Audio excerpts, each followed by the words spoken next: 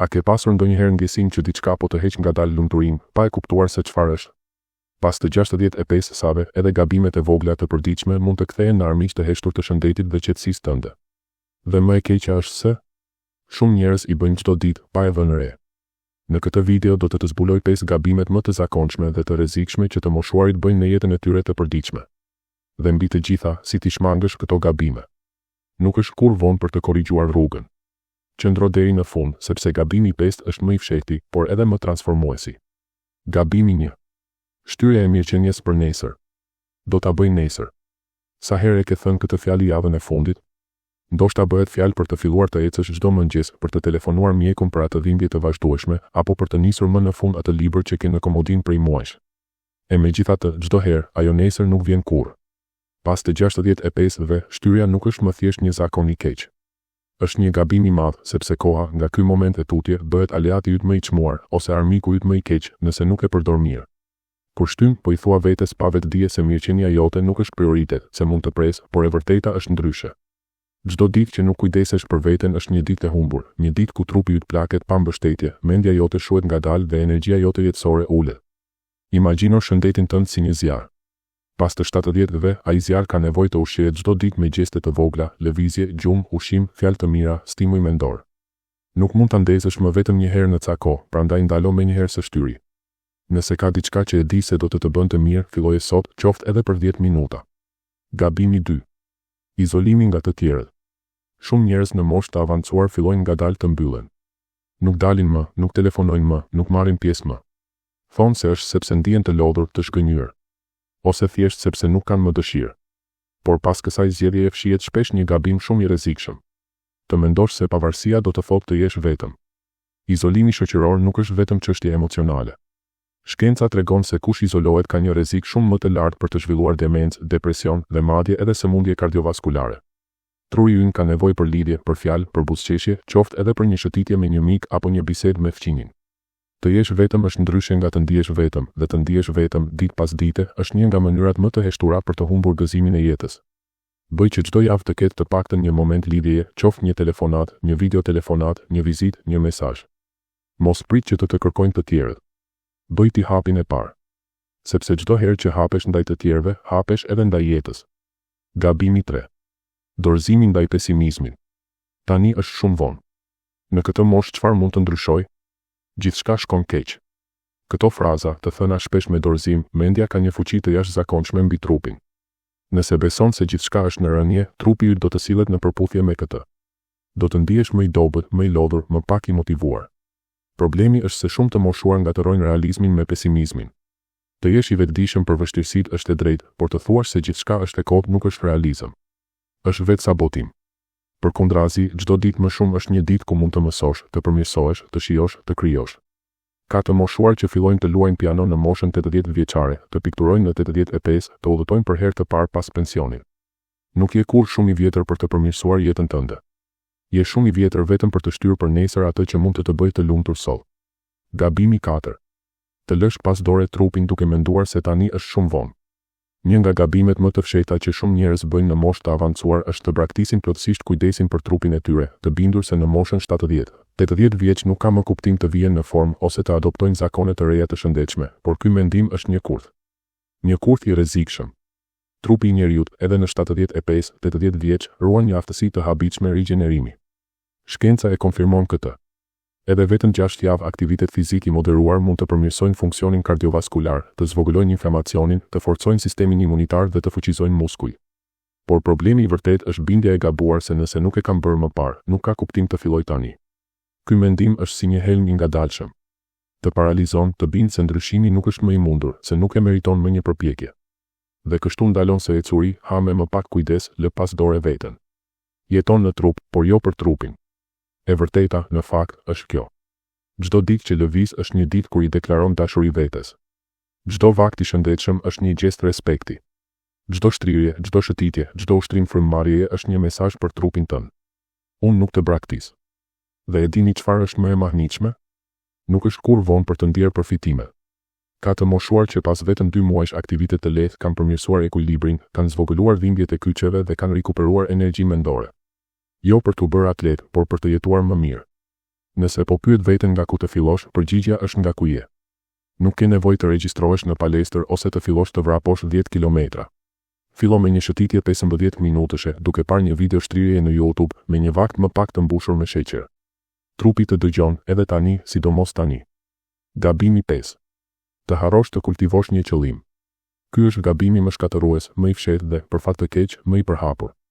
Pas të 70-ve, shumë njerëz fillojnë të mendojnë se pjesa aktive e jetës ka mbaruar. Fëmijët janë rritur, puna ka mbaruar, ditët janë më të ngadalta. Dhe kështu hyn në një zonë gri, një tokë ku askush nuk jeton për zakon. Jo për dëshirë, rreziku, humbja e kuptimit, por njeriu në çdo moshë ka nevojë për një qëllim, për një arsye për të ngritur në mëngjes, për një dritë të brendshme që udhëheq ditën. Nuk flasim për vepra të mëdha apo për të bërë ndryshime në botë. Një qëllim mund të jetë i thjeshtë, i përditshëm, intim. Mund të jetë të kujdesesh për bimët e balkonit, të shkruash një ditar, të japësh një mëngjes të mirë një fqinji, të lexosh me zë të lartë për nipërit, të përgatisësh një darkë të shëndetshme. Çështja nuk është çfarë bën, por pse e bën. Dhe kur ndalon së pasuri një pse, trupi ngadalsohet. Mendja mpaket, energjia shuhet, sepse pa qëllim edhe ilaçi më i mirë humb efektin. Pa qëllim, motivimi për të jetuar mirë shpërbëhet. Kjo është arsyeja pse është thelbësore, pas të 65-ve, të kultivosh rituale të vogla, pasione, kuriozitet. Jo vetëm për të mbushur kohën, por për t'i dhënë kuptim kohës. Të jap një shembull. Një burr 83 vjeçar që çdo mëngjes në orën 7 ngrihej për të ujitur një kopsht të vogël me barishte aromatike në balkon. Thoshte, e bëj sepse këto bim varen nga unë dhe më kujtojnë se jam ende i dobishëm. Ishte i kthjellët, i qetë, me një buzëqeshje që nuk kishte moshë, jo sepse borziloku ishte i veçantë, por sepse ai gjest i përditshëm e bënte të ndihej ende gjallë. Pra, pyet veten, çfarë mund të bëj çdo ditë që të më bëjë të ndihem i dobishëm, i pranishëm, i lidhur me jetën time? Sepse përgjigjja për këtë pyetje mund të bëjë diferencën mes të mbijetuarit dhe të jetuarit vërtet. Duke arritur në këtë pikë, mund të ndihesh pak i mbingarkuar. A kam bërë ndonjë nga këto gabime? A është shumë vonë për të ndrequr? Përgjigjja është e thjeshtë. Nuk është kur vonë. Përkundrazi, të njohësh një gabim është hapi i parë, themelor për të rifilluar. Dhe të rifillosh pas të 70-ve nuk është vetëm e mundur. Është një nga vendimet më të fuqishme që mund të marrësh. Sepse tani ke diçka që në rini të mungonte, vetdijen. Le të shohim pra si mund t'i transformosh një nga një këto gabime në zakone të reja të mirëqenies dhe lumturisë. Nga shtyrja për nesër në bëj sot, edhe nëse është pak. Nëse ke zakon të shtysh, mos u mundu të ndryshosh gjithçka nga një ditë në tjetrën. Fillo me një veprim të vetëm të vogël çdo ditë. Një shëtitje e shkurtër, një telefonat, një faqe ditari, një vakt i gatuar me më shumë kujdes. Shënoje në kalendar, bëje një ritual.